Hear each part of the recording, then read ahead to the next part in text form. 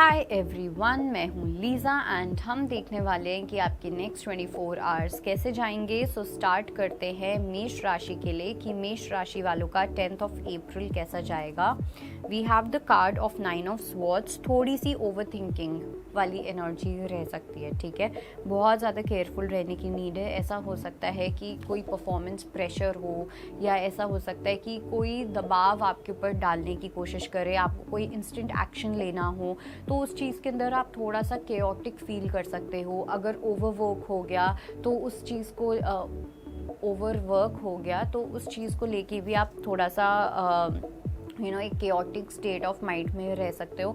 तो कुछ चीज़ें हैं जो आपको मेंटली थोड़ा सा डिस्टर्ब कर सकती हैं, ठीक है। और वो जो चीज़ें मुझे लग रही है, या तो ये है कि किसी चीज़ का प्रेशर फील करना, ओके, कि कोई आपको इम्पॉर्टेंट डिसीजन लेना है, एक्शन लेना है। और कुछ लोगों के लिए मुझे लग रहा है कि बहुत ज़्यादा ही काम करना, ओके। लेट्स सी टॉरस के लिए क्या मैसेज है। We have the card of 5 of coins. Taurus के लिए आई वुड से कि कहीं ना कहीं थोड़ा सा हेल्पलेस फील कर सकते हो। आपको ऐसा फील हो सकता है कि आपके पास कोई डायरेक्शन नहीं है, आपके पास कोई सोल्यूशन नहीं है, होपलेस फील करना, बट ऐसा है नहीं। आई थिंक आप अपने आसपास अगर देखो, या आप थोड़ा सा और कॉन्शियस हो जाओ अपनी लाइफ को लेके, जो भी लाइफ में चल रही हैं चीज़ें, जैसे आप डील कर पा रहे हो, तब अगर आप उस चीज़ को लेके देखोगे तो आपको दिखेगा कि आपके पास एक्चुअली में काफ़ी कंफर्ट है। ये आपका माइंड है जो आपके लिए चीज़ें क्रिएट कर रहा है। आपका माइंड आपको बोल रहा है कि आप हेल्पलेस हो, आप डायरेक्शनलेस हो, बट एक्चुअली में आप हो नहीं, okay. You have a home to be at. और ये मेटाफोरिकली भी है एंड कुछ लोगों के लिए लिटरली भी है। लेट्स सी कि जेमिनी के लिए क्या मैसेज है। Okay, so we have the card of high priestess. Gemini जो है, कहीं ना कहीं आपका पूरा फोकस, आपका जो ध्यान है वो कहीं ना कहीं अपनी थर्ड आई से कनेक्ट करने में लगने वाला है, क्योंकि कुछ ऐसी चीज़ें हैं जो आपसे हिडन थी या आपके सामने नहीं आ रही थी, तो वो चीज़ें अब आपके सामने आने वाली हैं। ट्रुथ जो है वो आपके सामने रिवील होगा, एंड ये तभी होगा जब आप अपने आप के साथ कनेक्टेड रहोगे। बिकॉज अगर आपके सामने सच होगा भी, तब भी आप उस सच को सच के तरीके से देख नहीं पाओगे। आपके लिए वो एक सिंपली एक इल्यूशन ही होगा। सो इसलिए हाई प्रीस्टेस का कार्ड आया है। 2 थिंग्स। पहली चीज़, कुछ ऐसी सीक्रेट इन्फॉर्मेशन है जो बाहर रिवील हो सकती है, वो आपके मेडिटेशन के थ्रू हो सकती है, वो आपके सेकेंडली आपके ड्रीम्स के थ्रू भी हो सकती है, okay. But it is going to be your journey. मुझे नहीं लगता है कि आपको कुछ एक्सटर्नली कुछ पता चलेगा। जो भी पता चलेगा, जो भी एक कॉलिंग आएगी, वो इंटरनली आएगी। लेट्स सी कि कैंसेरियंस के लिए क्या मैसेज है। We have the card of ace of coins. तो कर्क राशि वालों के लिए तो मुझे लगता है कि आप अपना एक नया सच, या आप अपना एक नया ड्रीम जो है उसके अंदर अब आप इन्वेस्ट करते हुए दिख रहे हो, ओके। इट्स लाइक किसी चीज़ का जब हम सीड बो करते हैं, ठीक है, हमने एक सीड लिया, हमने उसको सो कर दिया, तो हमारी एक इंटेंशन होती है, राइट। हमारी इंटेंशन क्या होती है कि ये पेड़ अच्छे से उगे, ये हो, वो हो, ऐसा हो, वैसा हो। वैसे ही आप अपनी किसी ड्रीम में इस तरीके से इन्वेस्ट करते हुए दिख रहे हो, जो लॉन्ग टर्म में आपको बहुत ज़्यादा बेनिफिट दे सकता है। लेट्स सी कि लियो के लिए क्या मैसेज है। We have the card of 9 of cups. आपका पूरा फोकस सिर्फ अपनी इनर हैप्पीनेस पे होने वाला है।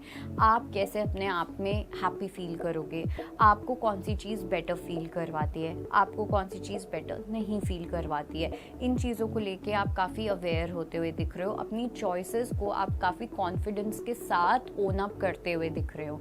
सबसे ज़्यादा मुश्किल काम होता है मुझे लगता है कि खुश रहना या अपने आप को चूज़ करना, बिकॉज दुनिया आपको कभी ये करने नहीं देगी। वाई? बिकॉज उन्होंने खुद ने कभी अपने आप को चूज़ नहीं किया। कभी पेरेंट्स, कभी सोसाइटी, कभी फ्रेंड्स, कभी कुछ। तो वैसे ही यहाँ पे आप इन चीज़ों को अब साइडलाइन करके अब अपने बारे में सोच रहे हो, अपने आप को चूज़ करते हुए दिख रहे हो, ओके। लेट्स सी कि वर्गो के लिए क्या मैसेज है। We have the card of 5 of cups. Virgo के लिए आई डू फील कि एक रिग्रेट वाली एनर्जी रह सकती है। आपको ऐसा फील हो सकता है या पछतावा हो सकता है किसी बात का कि आपके पास जब चांसेस आए तो आपने शायद से सही तरीके से अपॉर्चुनिटी नहीं ली, या आप हर बार एक दिमाग में डायलॉग आ सकता है कि मैं तो हर बार अपनी अपॉर्चुनिटीज़ को वेस्ट कर देता हूँ या कर देती हूँ, मैं ऐसा हूँ, मैं ऐसी हूँ। सो इस टाइप की एक थोड़ा सा अपने आप आप पे एक सेल्फ ब्लेम वाली एनर्जी जा सकती है, लेकिन अगर आप सिचुएशन को ठीक से देखो तो विक्टिम मेंटालिटी में जाने की जगह आप उस सिचुएशन को चेंज भी कर सकते हो अपने सही एक्शंस के साथ। जब हमें सही एक्शंस के साथ चेंज करना होता है तो बट और रिफ नहीं होता, बट जब बट और रिफ होता है तो मतलब आप समझ लो कि ये सिर्फ दिमागी गिल्ट है, लेकिन कुछ निकलने नहीं वाला है सिचुएशन से। लेट्स सी कि लिब्रा के लिए क्या मैसेज है।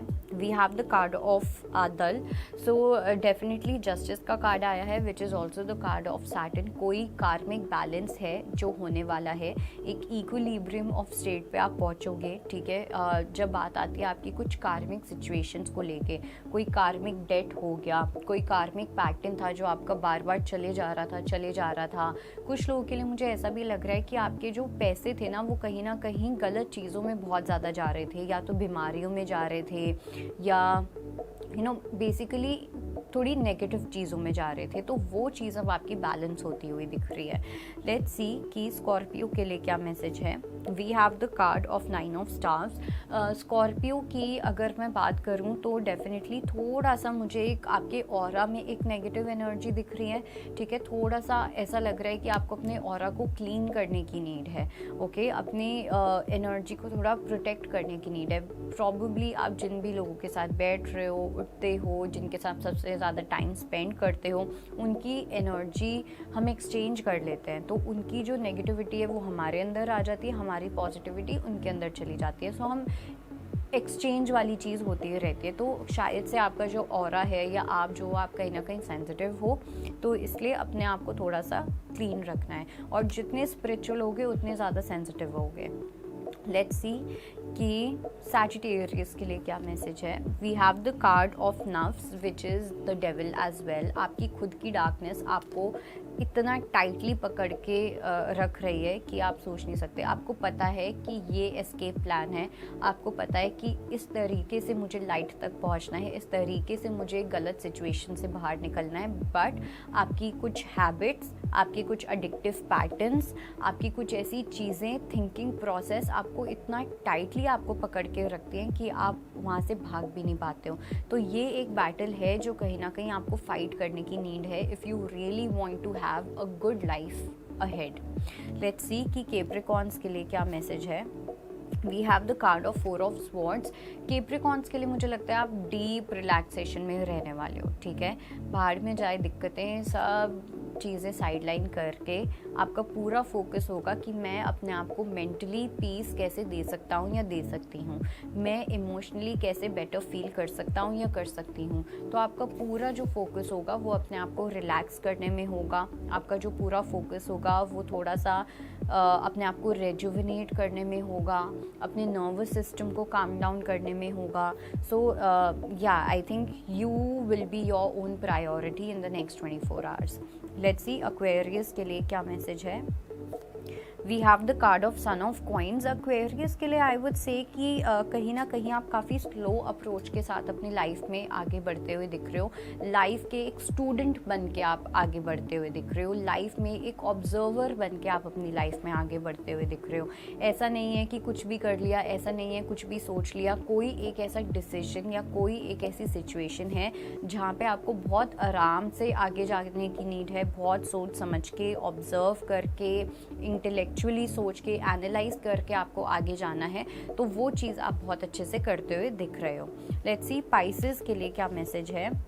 We have the card of 2 of stars. Pisces के लिए मुझे लगता है कि आप अपनी चॉइसेस को लेके बहुत क्लियर होने वाले हो नेक्स्ट 24 आवर्स में। एक कॉन्फिडेंस वाली एनर्जी है, एक असर्टिवनेस वाली एनर्जी है, I know what I am doing, ये वाली एक एनर्जी बहुत लाउडली है। ओके, सो बेसिकली आपको बहुत अच्छे से आप कॉन्शियस होगे, आप अवेयर होगे कि आप अपनी लाइफ में क्या डिसीजंस ले रहे हो या क्या एक्शंस ले रहे हो, और ये आपके लिए आने वाले आई वुड से 2 से 3 साल के लिए बहुत ज़्यादा इम्पॉर्टेंट होने वाला है। Okay, so that was your reading and I hope it helps. I will see you next time. Bye, take care.